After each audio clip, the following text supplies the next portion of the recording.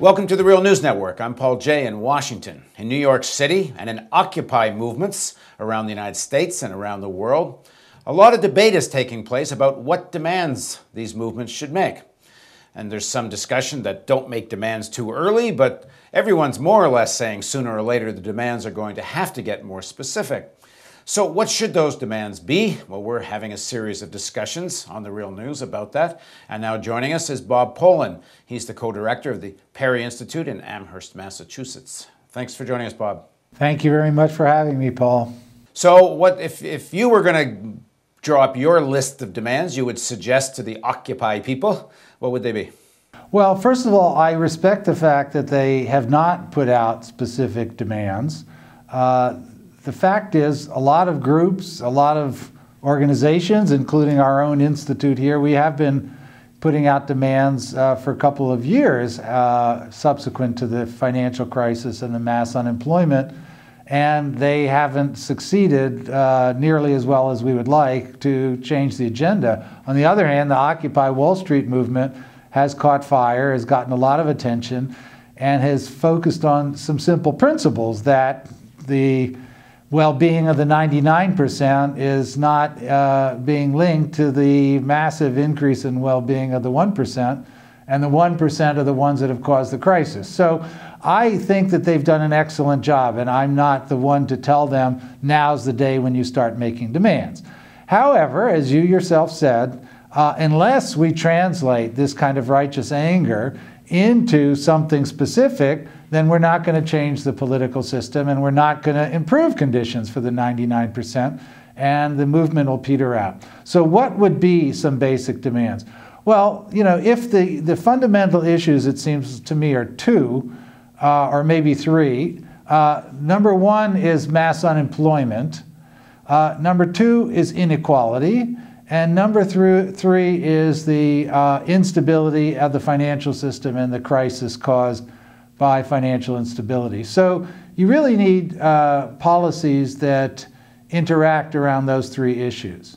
So let's start with jobs. What would that look like? So Obama has put out his jobs proposal, and the Obama administration acknowledges that these aren't going to pass. As you and I have talked on several occasions, there's basic features of the Obama proposal which are quite good in principle. Number one, that you protect the public sector at the state and local level. So, for example, they have a proposal for not laying off teachers, you know, really radical, that we don't make our educational system dramatically worse. Okay, so that's a good one. You can generalize from that to say the state and local governments need to be supported through the federal government, that we need federal spending to continue to support jobs and programs, teachers, hospital workers, public safety workers, public amenities. These things should not be cut as they are being cut. So that's a simple one, and that's a jobs program. Another thing that the Obama administration proposed that was good is more spending on infrastructure. Yes, traditional infrastructure, more of that is needed. It is also a good source of job creation. One of the curious things in their proposals around infrastructure is they don't mention the word green anymore, or environmental infrastructure, or new green investments. And that, I think, is tied to the criticism from Republicans that this green stuff is a bunch of malarkey, it doesn't work, and we already have the example because of Solyndra, the solar energy company that got subsidies and has now failed. Well, in fact, the green infrastructure investments do work on balance. They are working, and they should be expanded. So those are the areas within the Obama proposal that are good, and they just need to be bigger than what Obama is talking about. When President Obama, very early in his presidency, talked about stimulus and creating jobs, he kept over and over talking about how this was primarily going to be done through the private sector. I think he once even used the number 90% would be done through the private sector. But that hasn't worked because the private sector doesn't want to invest in new capacity and hiring because the real demand is so low. And that scenario hasn't changed. So the only really effective parts of the stimulus has been through states and municipalities. In other words, direct public jobs program. So doesn't that suggest that only a big public jobs program is going to actually be effective?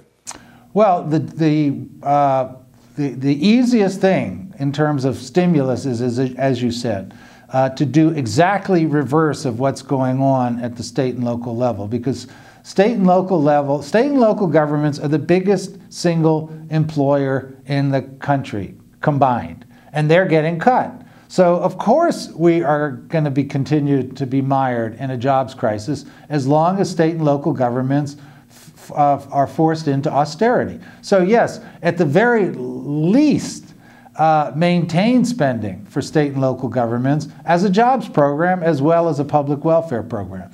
Secondly, expand them.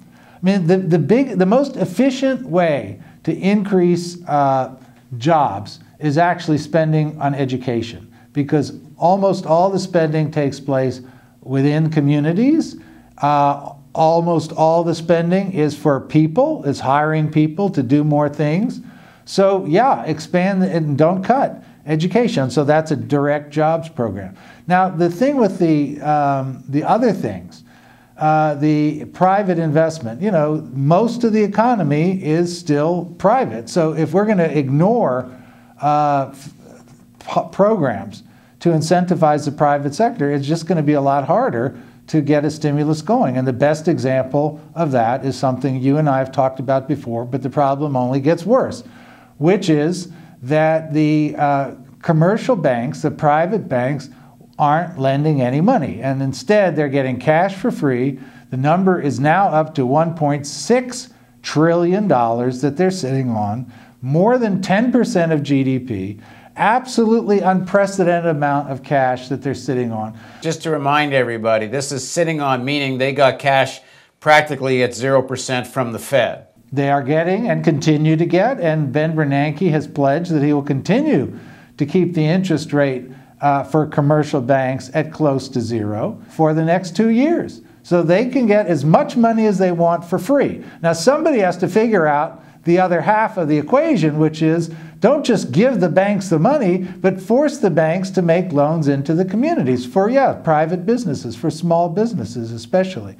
And that stuff hasn't happened at all. And unless that happens in conjunction with direct public spending, the kind of thing you just mentioned, then the public spending initiative is going to be stymied, because the multiplier effects of more people having money translating into more investment in the private sector will not happen until you get the private money also flowing into the economy. And what do you make of this proposal some people have made for a massive public infrastructure bank? So I don't know, either you force the big banks to give the public infrastructure bank money, or the Fed does it directly. I'm not sure what the mechanism would be. Well, you know, I'm for it, except the problem is we spend a lot of time talking about a new institution, a public infrastructure bank. There's also talk about a green bank. I'm not against it, but that still doesn't solve the basic problem, which is getting the money out into the hands of people that are actually going to do the investment. And that we can do that within the existing banking structure. We just have to force the banks, whether we call them regular banks, infrastructure banks, green banks, we have to force them to make loans. And if they're not going to make loans, and they're going to continue to get public subsidies, and they're going to continue to get bailed out, well then, let's stop bailing them out. Let's call them failed banks. Let the FDIC reorganize it, and then start having the banks put money back into the communities. So let's move on to the next piece of this. And the two kind of connect with each other too, because I mean, if the banks are going to just sit on all this money, then this issue of taxing the upper stratum, whether you're taxing the 1% on income, I know you've been an advocate for a long time of the financial transaction tax, or even some kind of clawback tax, which I think you've talked about too. If these banks won't lend, then you have to find a way to tax this cash they're sitting on back. So talk a bit about this whole issue of how one might recapture some of this money. Well, what you call, I like the term the clawback tax. I hadn't used that term myself with respect to the banks. The idea there is very simple, and it's been proposed by people, even Republicans, which is to, number one, right now the banks are getting themselves, they're earning interest on this $1.6 trillion that they're sitting on. When they deposit at the Federal Reserve, they earn interest. It's a low interest rate. It's 0.25%, 0.025. But still, they're getting a return. And they're borrowing for free. And so the incentive is, well, just pile up as much money as you can. And you just earn interest. And it's totally risk-free. It's cost-free. So number one, let's get rid of that 0.25 interest payments to the banks. Number two is to tax the banks on what we would call their excess reserves. So if they're sitting on 1.6 trillion, and let's say that to be very safe, they have to hold, let's say, 600 billion in reserves to cover their potential losses. Okay, I know that's excessive, but let's say that's the number. That still leaves $1 trillion. Well, so keep taxing the banks on that $1 trillion and keep raising the rate, the tax rate, until they figure out how to put money into communities. After all, small businesses are getting turned down for loans at about 60% is the rate. Now, if you just reduce that rate of getting turned down from 60% to 40%, you would have a recovery. You would have the beginnings of an economic recovery, of course, joined with the spending by the public sector. But if you can't get them to do it, in the sense that they're not motivated to do it, then if you are going to have the various forms of taxation to tax the excess reserves and such, there are existing institutions that could loan this money into the economy. Are there not, like small business development loans, community banks? I mean, isn't there all kinds of ways to take advantage of existing, even co-op banks, credit unions? I mean, isn't there an infrastructure there? You wouldn't have to create a whole new thing, but do something that has some public interest mandate and don't rely on the big banks. Well, first of all, I agree with you. We already have the infrastructure in general, and that's why I say creating a new infrastructure, an investment bank, an infrastructure bank, a green bank. It's not that I'm against it, but if we're talking about meeting an immediate crisis, these things do not get created quickly enough. So you're making a good point. That is, the commercial banks have $1.6 trillion. If they're not going to start making loans, well, the Federal Reserve itself, this has even been proposed, that the Federal Reserve itself, through their regional banks, you know, the Federal Reserve has 12 district banks around the country, and then they have sub-district banks that work within the regional banks.